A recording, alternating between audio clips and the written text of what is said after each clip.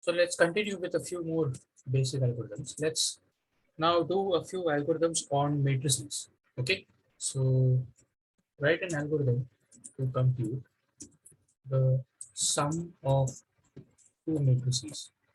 Okay, now in order to compute the sum of two matrices, the matrices must have the same dimensions, but we will not get into that. We will just assume that they have the same dimension. Okay, assume that they have the same dimensions. Okay, or else you can think of them as whatever square matrices or anything.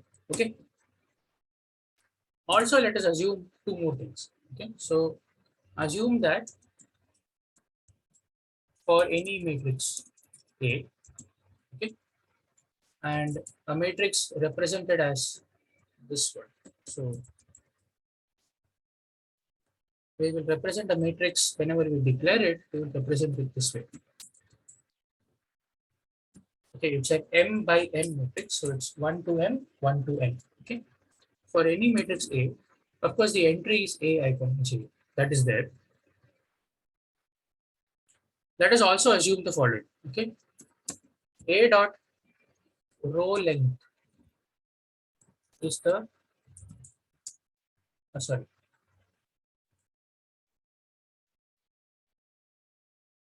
A dot rows is the number of rows of A. A dot cols is the number of columns of A. Is that okay? Let's assume that. In that case, in fact, you can even check the order and you can give out the answer. Okay, so what will the algorithm be? So the algorithm is, let's call this mat sum, and the inputs are two matrices A and B.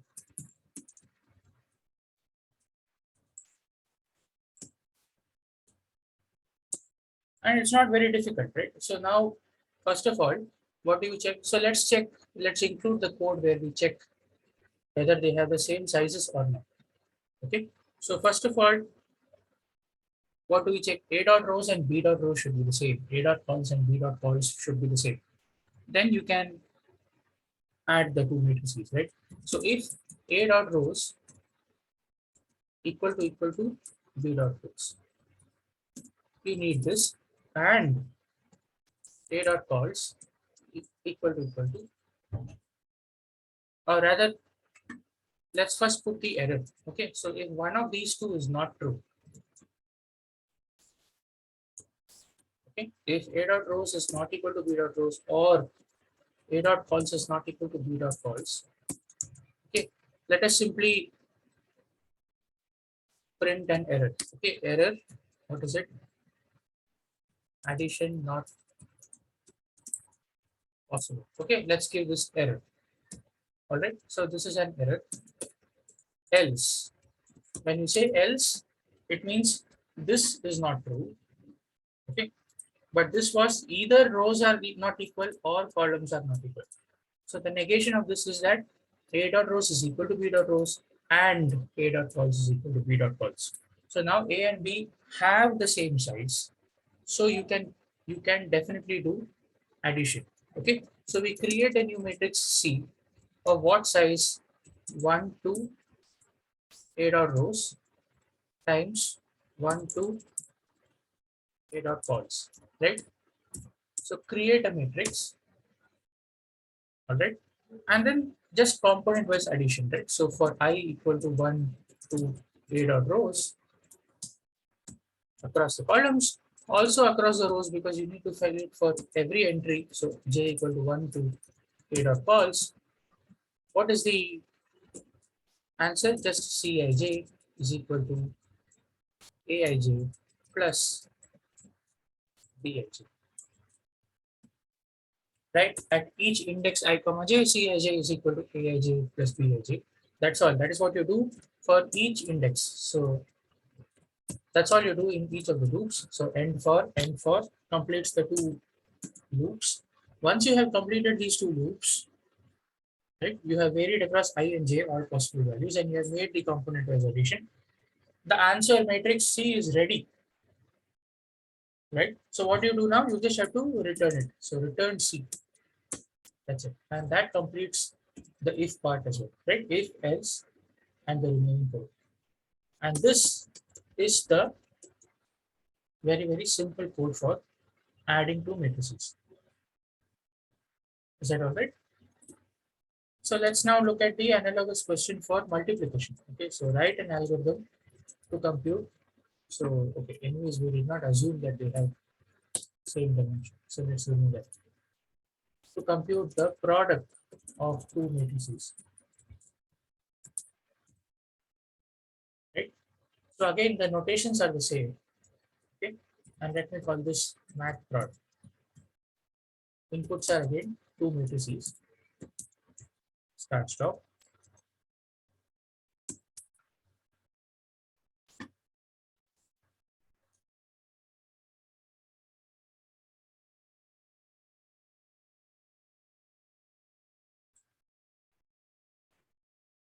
All right. What do we now have to check?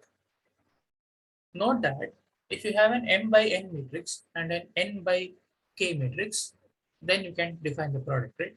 So if you want to compute the product A times B, the number of columns of A should be equal to the number of rows of B. Then you can multiply, otherwise you cannot, right? So what do we check first? When this is not equal. So A dot columns is not equal to B dot rows, right? If they are equal, you can multiply. If they are not equal, you just give the error multiplication not possible, right? Else, when you say else, it means the number of columns of A is equal to the number of rows of B, which means now you can multiply. Okay, but what will be the size of the product matrix? So I create a product matrix C of size. The number of rows is the number of rows of A, right? And the number of columns is the number of columns of B. Check. This will be the size of the product matrix C, right? And then once again, we have to run through the number of the rows and the columns. So I and j. So for I equal to 1, 2, what is it? So I can simply say C dot rows. Okay, doesn't matter since the matrix has been created. Even here above, I can say C dot rows. I don't have to say A dot rows because I have created the matrix. The rows and column numbers are defined. So for I equal to 1 to C dot rows and j equal to 1 to, so for j equal to 1 to C dot columns. What do you have to do? Now Cij is a sum of elements, right? If you remember, Cij is going to be varying across all the elements in the row of A and the column of B, the ith row of A and the jth column of B. So there is a sum that you need to compute. Therefore, we will start with the empty sum in a variable, sum equal to 0. And now we have to collect these terms, correct? So how do we collect them? We are now varying across the elements in the ith row and the elements in the jth column, ith row of A and jth column of B. I'm sorry. Yeah, that's right. So for k equal to 1, 2, what is the length? The length is A dot columns. Because every row in A, the ith row in A has length A dot column. Okay, just check this. Ith row in A, every row has length equal to number of columns in any matrix. Okay. So for k equal to 1 to A dot cols, sum equal to sum plus, what is it going to be?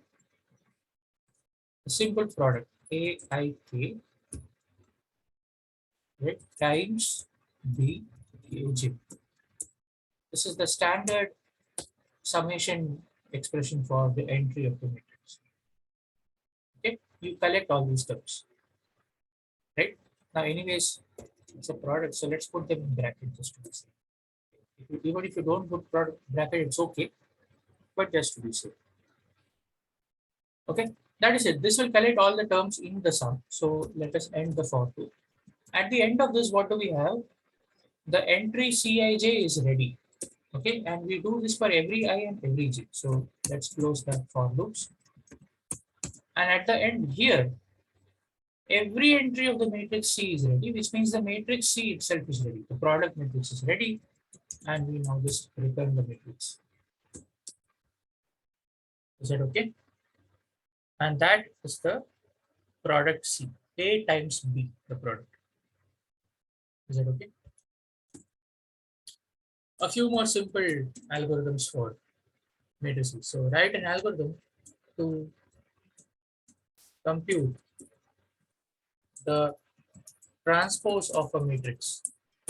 Okay, you know what a transpose is. Rows and columns are interchanged and the elements are flipped, right? So let's call it mat transpose. Okay, the argument is a single matrix A. All right.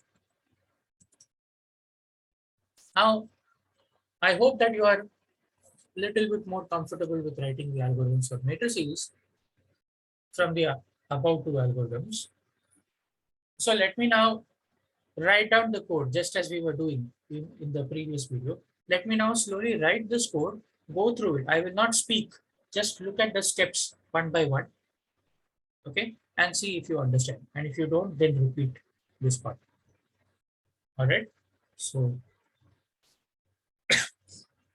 so the transpose of the matrix A will be saved in a matrix called B. Okay. And the first point to notice, the number of rows and the number of columns are now flipped. So the number of rows of B is equal to number of columns of A. And the number of columns of B is equal to number of rows of A.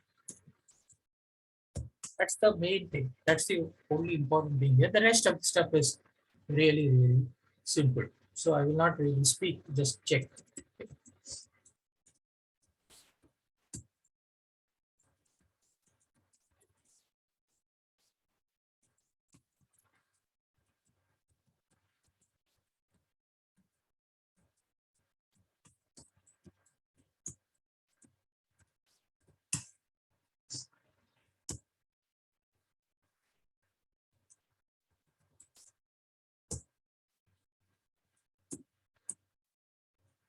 All right. So this is the very simple algorithm to compute the transpose of a given matrix.